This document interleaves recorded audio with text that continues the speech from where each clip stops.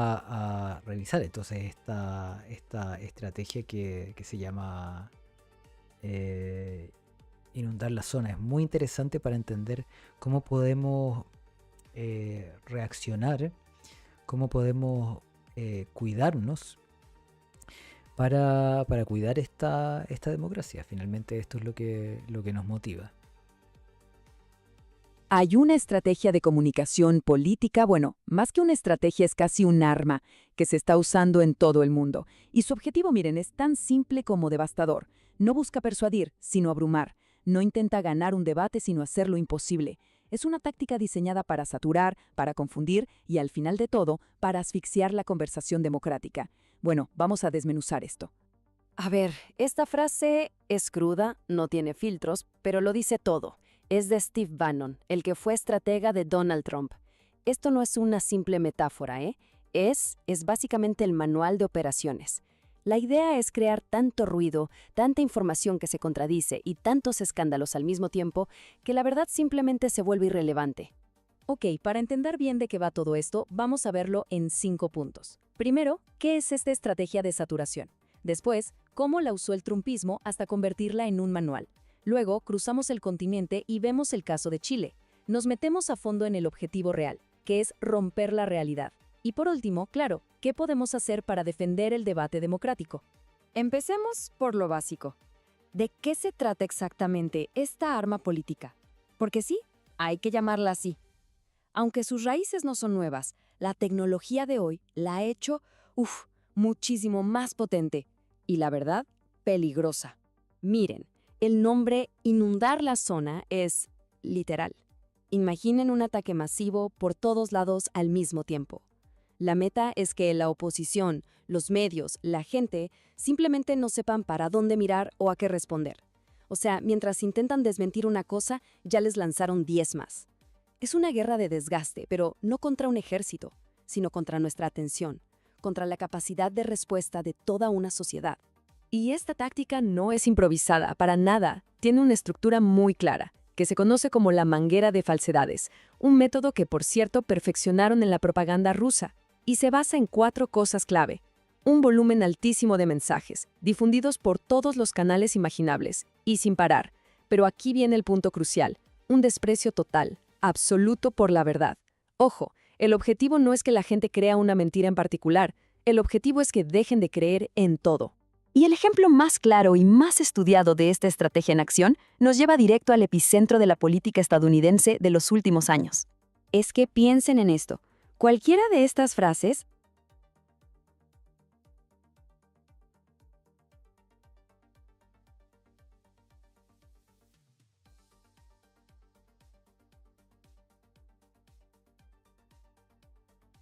ayudables y sin parar.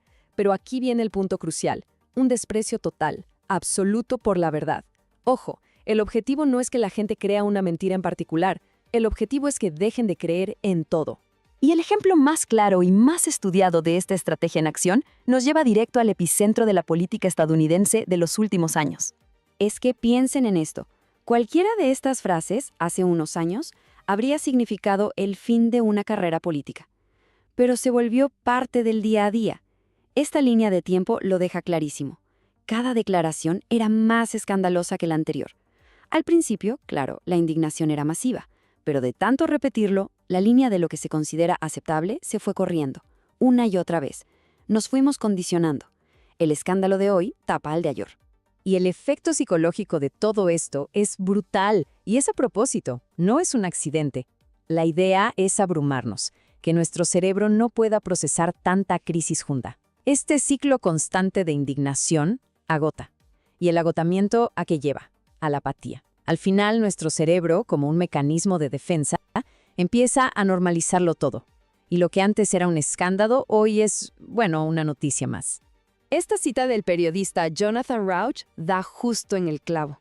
Resume perfectamente la intención final. El objetivo no es ganar una discusión con argumentos. El objetivo es que no haya discusión posible. Es crear un ambiente tan caótico y tan confuso que la gente simplemente se rinda y deje de buscar la verdad, porque es demasiado cansado. Pero cuidado, esto no es solo cosa de Estados Unidos. Este manual se exporta, se adapta a otros países, y un caso de estudio clarísimo lo encontramos en Chile, con la llegada al poder de la ultraderecha. Desde el día 1, la administración de José Antonio Kast en 2026 puso en marcha la estrategia de inundar la zona. Los analistas describen esas primeras semanas como un blitzkrieg, una ofensiva relámpago con una cantidad de anuncios y resoluciones pensada para aturdir a la oposición y confundir a la opinión pública. Y aquí lo vemos en la práctica, súper claro. No fue un solo tema, fueron todos a la vez. Mientras los ambientalistas estaban tratando de entender el retiro de decretos, los defensores de derechos humanos se preocupaban por los indultos. Y al mismo tiempo se instalaba un discurso de catástrofe económica y se anunciaban medidas de seguridad muy llamativas. Es que es imposible que la sociedad civil o la oposición puedan responder a todo esto de forma ordenada. Es que es clave entender esto. No es algo que se le ocurrió a alguien en Chile y ya. La estrategia de Kast está conectada, se alimenta de una red internacional de ultraderecha. Cuando participa en foros como CPAC o preside la Political Network for Values, se está conectando con los mismos que piensan y aplican estas tácticas en Estados Unidos y en Europa. O sea, es un guión global, pero con adaptación local. Pero a ver, ¿cuál es el propósito final de tanto ruido? ¿Qué se quiere lograr a nivel estructural con esta saturación constante? Detrás de toda esta cacofonía mediática hay objetivos muy concretos y de largo plazo. Esto se usa como una especie de cortina de humo para poder avanzar, por ejemplo, en desregular la economía o el medio ambiente. Se busca gobernar por decreto, saltándose el debate legislativo. Y lo más profundo de todo, se intenta destruir la confianza en la prensa, en la ciencia, en las instituciones, para que al final la única verdad que valga sea la del líder. La meta es una ciudadanía tan cansada que ya no se oponga a nada. Y acá está el meollo del asunto. La democracia necesita que estemos de acuerdo en ciertas cosas básicas, en una realidad compartida. ¿Para qué? Para poder debatir, para poder pedir cuentas a quienes gobiernan. Si esa base se rompe, si ya nada es un hecho y todo es solo una opinión, la democracia entra en una crisis gravísima, casi existencial. Frente a todo esto, la pregunta es obvia. ¿Y qué se puede hacer? ¿Cómo se construye una defensa frente a esta guerra de información? La defensa tiene que venir por varios lados. No hay una sola solución. Empieza por la educación, por la alfabetización mediática, que nos da herramientas para no perdernos en este caos. Es súper importante no quedarse callado, nombrar las transgresiones para que no se vuelvan normales. Y claro, fortalecer las alianzas entre quienes defienden el debate informado y proteger con uñas y dientes la independencia de nuestras instituciones democráticas. Y en la práctica, esto se traduce en varias cosas que se pueden hacer. Por ejemplo, es fundamental documentar y mostrar cómo operan estos grupos. Proteger a los activistas y defensores de derechos que están en la primera línea. Una medida súper importante, cortar el financiamiento público a organizaciones que van en contra de los principios democráticos. Y finalmente, no solo jugar a la defensiva, sino también proponer.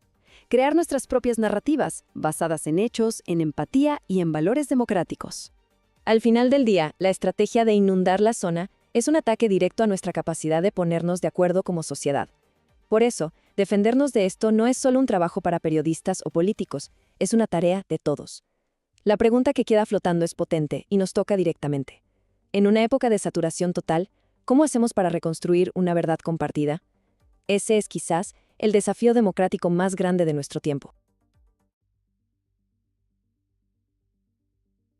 Es muy interesante escuchar esta reflexión de la inteligencia artificial, de los datos que entregan desde los análisis de los registros que hay en Internet. Desde ahí se generan estos reportes. Y la reflexión respecto a la democracia es clara. El problema de la estrategia es que se rompe el diálogo y eso no se puede permitir. Por eso también hacemos esto, para desde nuestro rincón incentivar el diálogo, incentivar la conversación, incentivar el compartir experiencias y otras miradas, porque eso es la democracia. Esto es Monitor Diario, soy Felipe Herrera, este es nuestro